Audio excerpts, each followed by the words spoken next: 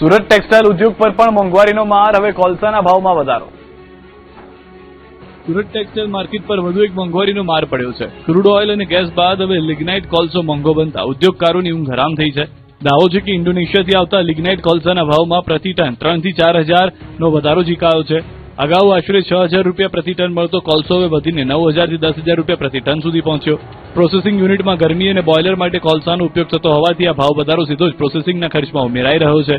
ઉદ્યોગકારોના જણાવ્યા પ્રમાણે જો કોલસાના ભાવના હાલના સ્તરે જ રહેશે તો આગામી દિવસોમાં કાપડના પ્રોસેસિંગ ચાર્જમાં મીટર દીઠ આશરે 2 રૂપિયાનો વધારો કરવાની સ્થિતિ ઊભી થઈ શકે છે. સુરતમાં દરરોજ કરોડો મીટર કાપડનું ઉત્પાદન અને પ્રોસેસિંગ થતું હોવાથી મીટર દીઠ 2 રૂપિયાનો વધારો પણ સમગ્ર ટેક્સટાઇલ ચેઇન માટે મોટું આર્થિક ભારણ બની શકે છે. અને આખરે તો પ્રોસેસિંગ ખર્ચ વધ્યા બાદ તેનો અંતિમ બોજ તો કાપડના ભાવ પર જ પડવાનો, જેની ઝપેટમાં સામાન્ય નાગરિક આવવાનો. એક તરફ ક્રૂડ ઓઇલના ભાવની અસરથી યાર્ન અને કેમિકલ મોંઘા થઈ રહ્યા છે, બીજી તરફ ઇંધણના ખર્ચમાં વધારો થતા પ્રોસેસિંગ યુનિટ માટે ઉત્પાદન ખર્ચનું ગણિત ખોરવાઈ રહ્યું છે. આગામી દિવસોમાં તહેવારોની સિઝન શરૂ થવાની છે. દિવાળી સહિતના તહેવારો દરમિયાન કાપડની માંગમાં વધારો થતો હોય છે. આવા સમયે જો ઉત્પાદન ખર્ચમાં સતત વધારો થતો રહે તો સુરતના ટેક્સટાઇલ ઉદ્યોગની કમર ભાંગી શકે છે. રાજ્યમાં અખાદ્ય ખોરાક પીરસનારા સામે તવાઈ, રેલવેની કેન્ટીનમાંથી જીવાતવાળી દાળ અને ચણા મળ્યા. રાજ્યમાં ભેળસેળિયાઓ પર તવાઈ યથાવત છે. આ વખતે ફૂડ વિભાગે રેલવે સ્ટેશનને ત્રાટક્યું અને ભેળસેળિયાઓને ખુલ્લા પાડ્યા. બીજી તરફ વડોદરામાં લોકોને અખાદ્ય બિરયાની પીરસાતી હોવાનું સામે આવ્યું. રેલવેના મુસાફરોને ભોજનની ગુણવત્તા અંગે ફરિયાદ મળી હતી, જે બાદ અમદાવાદના કાલુપુર રેલવે સ્ટેશન પર રેલવેના બેઝ કિચનમાં દરોડા પડાયા, જેમાં ચણા અને તુવેરની દાળમાં જીવાત મળતા 2 કેટરરને કુલ 15 લાખનો દંડ ફટકારાયો અને બંને કિચન તાત્કાલિક બંધ કરી સફાઈના આદેશ અપાયા. એજીએસ કેટરરને 5 લાખ અને આરકે એસોસિએટ એન્ડ હોટલ્સને 10 લાખ રૂપિયાનો દંડ ફટકારાયો હતો. બીજી તરફ વડોદરાના ફતેગંજ વિસ્તારની બોમ્બે રસોઈમાં વીએમસી ફૂડ સેફટી ટીમ દરોડા પાડ્યા. તપાસ દરમિયાન બિરયાનીમાં પ્રતિબંધિત સિન્થેટિક ફૂડ કલરનો ઉપયોગ થતો હોવાનું ખુલ્યું, ત્યારે ભારે અસ્વચ્છતા જોવા મળતા તંત્રે દુકાન તાત્કાલિક બંધ કરાવી. સ્થળ પરથી મળેલી 160 કિલો બિરયાનીનો નાશ કરવામાં આવ્યો હતો. આ ઉપરાંત જમજમ કેટરર્સમાંથી પણ આવો જ કલરયુક્ત જથ્થો ઝડપાયો, જેથી બંને એકમો સામે એફએસએસઆઈના નિયમ હેઠળ કાયદેસરની કડક કાર્યવાહી હાથ ધરવામાં આવી છે. ભાવનગર ઝેરી દારૂકાંડ બાદ પણ નથી અટક્યા બુટલેગરો, દારૂના વેચાણનો વિડીયો વાયરલ. ભાવનગર ઝેરી દારૂકાંડ બાદ પણ બુટલેગરો બેફામ છે. સૌરાષ્ટ્રના 2 જિલ્લામાંથી જે દ્રશ્યો આવ્યા છે તે દારૂબંધીના અમલીકરણ પર પ્રશ્નો ઉઠાવી રહ્યા છે. ગીર સોમનાથના વેરાવળમાં ખુલ્લેઆમ દારૂનો ધંધો થઈ રહ્યો હોવાનો આરોપ છે, જ્યારે રાજકોટમાં પણ દારૂના વેચાણનો વિડીયો વાયરલ થયો છે. જુઓ 30 સેકન્ડનો આ વિડીયો વેરાવળ પોલીસની કામગીરીને પડકાર ફેંકી રહ્યો છે. વિડીયોમાં એક મહિલા દારૂની પોટલીઓ વેચતી હોવાનો દાવો છે. એટલું જ નહીં, દારૂડિયાઓની પણ લાઈન લાગી છે, જે પોટલીઓ અને ગ્લાસ ભરીને દારૂ ઢીંચી રહ્યા છે. રાજકોટમાં બીડી ચોકડી પાસે દારૂ વેચાણનો વિડીયો વાયરલ થયો છે. રાજકોટમાં દારૂબંધીના દાવા સામે વધુ એક સવાલ ઉભો થયો. બીડી ચોકડી પાસે ખુલ્લેઆમ દેશી દારૂ વેચાતો હોવાનો વિડીયો વાયરલ થયો. વિડીયો સામે આવ્યા બાદ કુવાડવા પોલીસે તપાસ શરૂ કરી, જોકે વાયરલ વિડીયોની ન્યૂઝ 18 ગુજરાતી પુષ્ટિ નથી કરતું. અમદાવાદમાં તસ્કરોનો તરખાટ, પાલડીમાં બંધ મકાનમાંથી 22.88 લાખની ચોરી. અમદાવાદના પાલડીમાં તસ્કરોએ બંધ મકાનને નિશાન બનાવી 22.88 લાખ રૂપિયાની ચોરી કરી. શારદા મંદિર રોડ પર આવેલી પાશ્વનગર સોસાયટીમાં ઇલેક્ટ્રોનિક વેપારીના બંધ મકાનમાં 2 તસ્કરો ઘૂસ્યા. તસ્કરોએ ઘરમાંથી રોકડ સહિતની કુલ 22.88 લાખ રૂપિયાની મત્તાની ચોરી કરી ફરાર થઈ ગયા. સમગ્ર ચોરીની ઘટના ઘરમાં લાગેલા સીસીટીવી કેમેરામાં કેદ થઈ. જોકે સીસીટીવીનું એલાર્મ ન વાગતા પરિવારને ચોરીની જાણ થઈ નહોતી. ચોરીની જાણ થતાં પાલડી પોલીસ ઘટના સ્થળે પહોંચી. પોલીસે ગુનો નોંધી સીસીટીવી ફૂટેજના આધારે બંને તસ્કરોની ઓળખ અને ધરપકડ માટે તપાસ શરૂ કરી. બંને તસ્કરો કઈ રીતે મકાનમાં ઘૂસ્યા અને ચોરી બાદ કઈ દિશામાં ફરાર થયા તે અંગે પણ પોલીસ તપાસ કરી રહી છે. સુરતના કડોદરામાં કચરાના ડબ્બાની ચોરી. બોલો, હવે સુરતમાં કચરાપેટી પણ સુરક્ષિત નથી. સુરતમાં એક અનોખી ઘટના સામે આવી, જેમાં અંધારાનો લાભ લઈ એક શખ્સે કચરાપેટીની ચોરી કરી. જોકે આરોપીની કરતૂત સીસીટીવી કેમેરામાં કેદ થઈ ગઈ. ઘટના સુરતના ખડોદરા વિસ્તારની છે.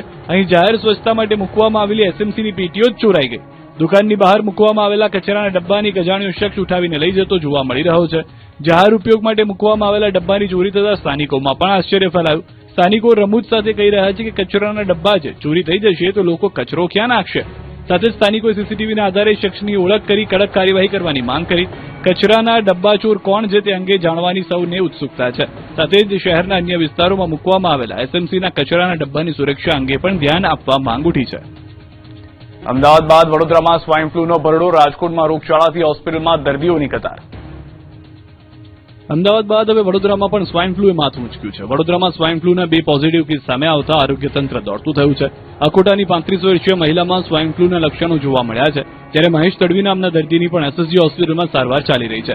બંને દર્દીઓને એસએસજી હોસ્પિટલના આઇસોલેશન વોર્ડમાં સારવાર આપવામાં આવી રહી છે. સ્વાઇન ફ્લુના દર્દીઓ માટે એસએસજી હોસ્પિટલમાં 25 બેડનું આઇસોલેશન વોર્ડ તૈયાર કરાયો છે. આ તરફ અમદાવાદ શહેરમાં પણ સ્વાઇન ફ્લુના કેસમાં સતત વધારો થઈ રહ્યો છે.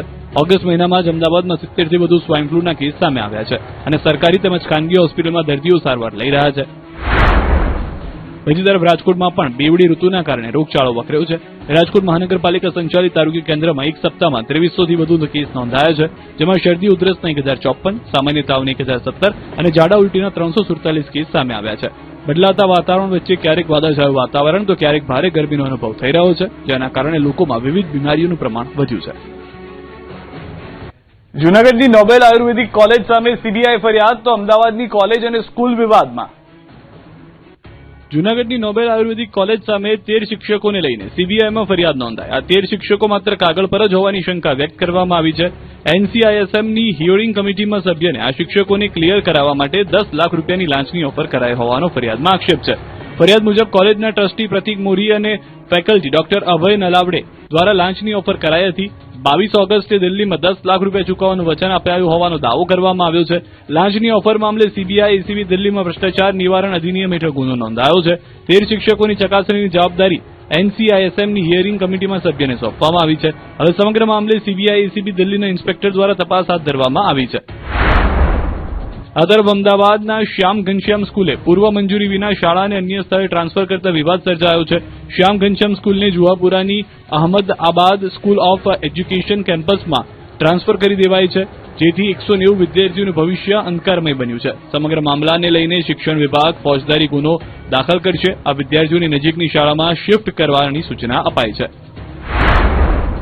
આ તરફ અમદાવાદ વિવેકાનંદ કોલેજની એએમસીએ સીલ કરી દીધી છે. કાયદાકીય વિવાદમાં સપડાયેલી કોલેજ લાંબા સમયથી ટેક્સ ભરતી ન હોવાથી એએમસીએ કાર્યવાહી કરી છે. કોલેજનો 41 લાખનો ટેક્સ બાકી હોવાનો દાવો છે. વિવાદના કારણે ચાલુ વર્ષે જ રખિયાલમાં કોલેજ શિફ્ટ કરાઈ હતી.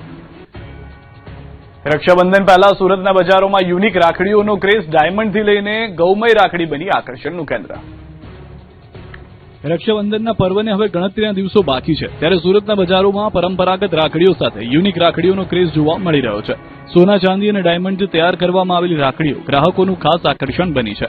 ચાંદીના ભાવમાં વધારો થતા કેટલીક રાખડીઓની કિંમતમાં વધારો જોવા મળ્યો, છતાં ભાઈ માટે ખાસ રાખડી ખરીદવાનો ઉત્સાહ યથાવત છે. ખાસ વાત એ છે કે ડાયમંડ અને લેબગ્રોન ડાયમંડથી તૈયાર કેટલીક રાખડીઓનો રક્ષાબંધન બાદ પેન્ડન્ટ કે જ્વેલરી તરીકે પણ ઉપયોગ કરી શકાય છે. એટલે કે રાખડી હવે માત્ર તહેવાર પૂરતી નહીં, પરંતુ યાદગાર જ્વેલરી તરીકે પણ જોવા મળી રહી છે. બીજી તરફ સુરતમાં ગૌસેવા અને પર્યાવરણનો સંદેશ આપતી અનોખી ગૌમય રાખડી પણ તૈયાર કરવામાં આવી છે. ઉધનાની માધવ ગૌશાળામાં ગાયના ગોબરમાંથી આ રાખડીઓ બનાવવામાં આવી છે.